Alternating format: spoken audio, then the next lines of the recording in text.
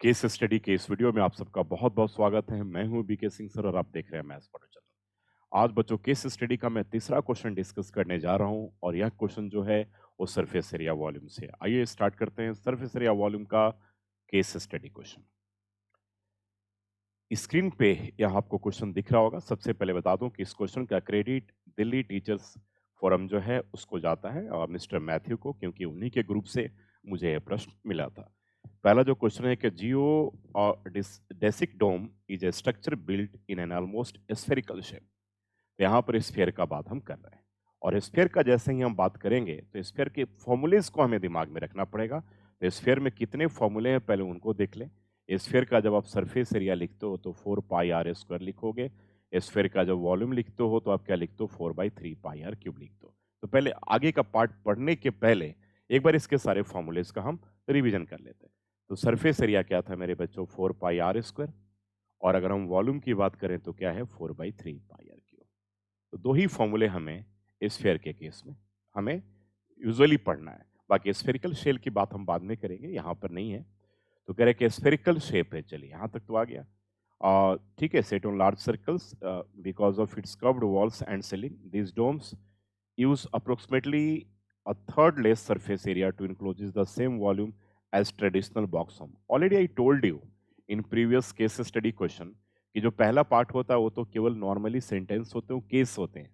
ठीक है, क्या केस दे रखा है तो उस केस को केवल आपको पढ़ना ही है। बस उसमें जो टेक्निकल जो मैथमेटिकल वर्ड है ना, जैसे स्फेयर हो गया, कोन हो गया, अगर हॉलो सिलेंडर हो या हेमी स्फेरिकल पार्ट हो, क्यूब हो, क्यूबॉइड हो, केवल उसी पार्ट को दिमाग में, जैसे मैंने यहाँ पर सीधा देखा स्फेरिकल शेप, तो इसके दो फॉर्मूले को हमने दिमाग में बना लिया।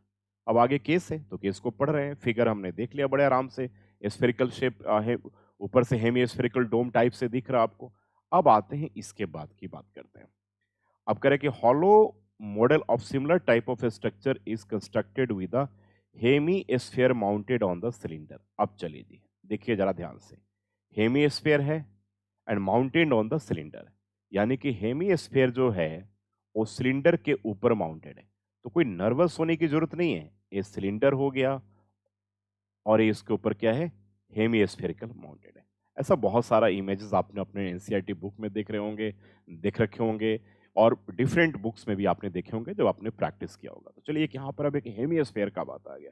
तो हेमी स्फेयर के केस में हमें कुछ कुछ चीजों को याद रखना पड़ेगा। एक हेमी स्फेयर का कर्व्ड सरफेस एरिया जो होता है वो 2 πr² होता है।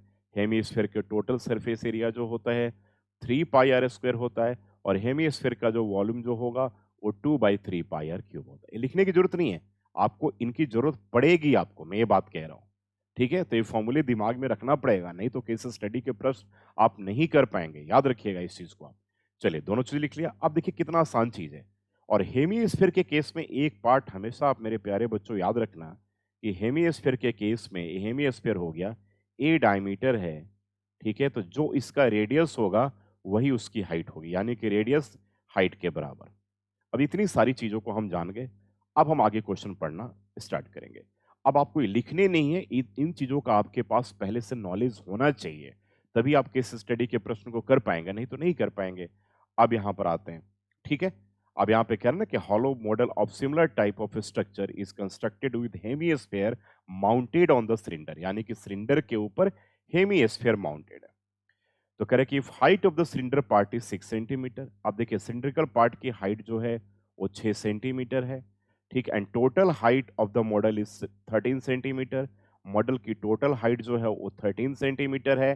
तो इस केस में टोटल हाइट से अगर सिलेंड्रिकल पार्ट की हाइट को अगर आप घटा लोगे, माइनस कर लोगे, तो 13 से 6 गया तो ये 7 सेंटीमीटर आ जाएगा। तो सिलिंड्रिकल हेमी स्फेरिकल पार्ट का हाइट हमने निकाल लिया 7 सेंटीमीटर। तो कह रहे कि फाइंड द रेडियस, और ऑलरेडी मैंने बताया था कि हेमी स्फीयर के केस में जो रेडियस होगा वही उसकी हाइट होगी। तो यानी कि रेडियस हाइट के बराबर। तो कह रहे कि इसका रेडियस क्या होगा, तो obviously 7 centimetre. It's very easy, मुश्किल कहीं नहीं है। मैं आपको बार बार कहता हूं कि सबसे पहले केस को पढ़ना है, फिगर को दिमाग में रखना है, उसके बाद जो भी प्रश्न अगर सरफेस एरिया वॉल्यूम के हैं तो आपको उसके फॉर्मूलेज दिमाग में होने चाहिए। ठीक है, तो फॉर्मूले जैसे मेरे दिमाग में था तो मैंने फटाफट पता था कि भाई हेमियोस्फीयर के केस में जो रेडियस होगा वही उसकी हाइट होगी, तो हाइट यहाँ पर 7 सेंटीमीटर हो गया।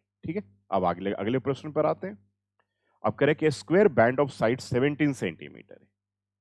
अब स्क्वायर बैंड है, देखिए इस इमेज को जरा ध्यान से, यहाँ पर एक स्क्वायर बैंड है, ये स्क्वायर बैंड है ना। कह रहे कि square band of side 17 centimetre is put outside along the edge of the hemisphere. जो हेमिस्फीयर के बाहर चारों तरफ क्या करते हैं, बाहर से एक स्क्वायर बैंड लगा देते हैं, जैसा कि इस देखिए फिगर को, ठीक है। तो हेमिस्फेरिकल पार्ट ए है, मेरे कर्सर को देख रहे होंगे, इसके बाहर से क्या करते हैं, एक स्क्वायर बैंड लगा देते हैं, ठीक है। अब आगे पढ़ते हैं। तो कह रहे कि find the area of the metal sheet required for the band. तो भाई जो आपका स्क्वायर मेटल शीट है उसमें से यह पार्ट जो है बीच का, ए पार्ट तो खाली है, तो ए पार्ट सर्कुलर है, देखो आप, ए पार्ट सर्कुलर है, तो सर्कुलर ये 3D फिगर है, एक बात हमेशा याद रखिएगा। तो अगर आप, बहुत बच्चे इसमें क्या करेंगे कि हेमिस्फीयर के सीएसए को माइनस कर देंगे। अरे भाई हेमिस्फीयर के सीएसए को क्यों माइनस करोगे? हेमिस्फीयर का शेप आपका ये होता है और नीचे का पार्ट आपका ये सर्कुलर होता है। तो हेमिस्फीयर का जब आप सीएसए करोगे उसमें तो सारे के सारे पार्ट इन्वॉल्व होंगे, और जब ये जो पार्ट, केवल यही पार्ट तो कट रहा है, देखो यही पार्ट तो काटा जा रहा है, यही पार्ट कटेगा यहाँ पर। जो स्क्वायर जो बैंड है उसमें से हम क्या करेंगे, केवल पाई आर स्क्वायर को हटा देंगे।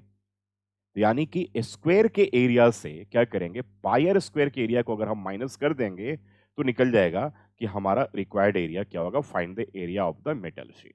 तो स्क्वायर के एरिया 17 है, तो 17 का स्क्वायर हो गया, और माइनस क्या करेंगे यहाँ पर पाई आर स्क्वायर, तो 17 का स्क्वायर माइनस पाई को 22/7।